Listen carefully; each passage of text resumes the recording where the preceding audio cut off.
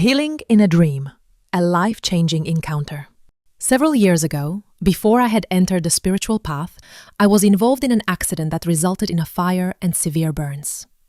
After some time, due to the seriousness of the injuries, my right hand became completely stiff and non-functional. The doctors convened a medical board and ultimately concluded that my hand would have to be amputated. One night, overwhelmed with deep sadness, I fell asleep. In my dream, I saw a luminous person whom I had never seen before come to my bedside. With my left hand, the only one that still functioned, I held onto his garment and said, "For God's sake, please pray for me." He moved from above my head toward my right side. Once again, I held onto his garment and said, "From your face I can see that you are a man of God. For God's sake, pray for me." That blessed person returned to the head of my bed and said, "Peace be upon you, O Fatima." In surprise, I replied, "Sir, my name is Suraya."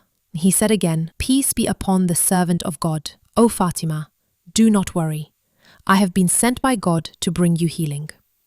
Then he gently placed his hand on my head, and due to the awe of that moment, I suddenly awoke. When I woke up, to my complete astonishment, I saw that my right hand had opened and was functioning normally. I began to cry, shout, and rejoice. My family rushed in, and upon seeing my hand were filled with joy. I called my mother, who is a faithful and devout woman, and told her what had occurred. She came to our home that very night. When she heard the story, tears filled her eyes, and she said, "My daughter, your inner and eternal name is Fatima." Early the next morning, my family, still in disbelief, took me to my treating physician.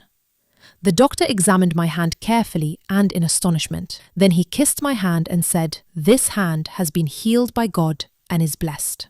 About 2 years passed after this event. Out of curiosity and longing, I searched for that luminous person, visiting mosques, taqiyas, and other blessed places.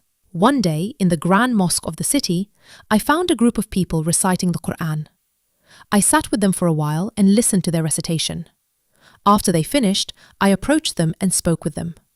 They told me that they were followers of the Kasnazani Tariqa and that they also had a taqiyya. We made an arrangement, and on Monday night, I went to their taqiyya. The moment I entered the taqiyya, an intense tremor involuntarily seized my entire body.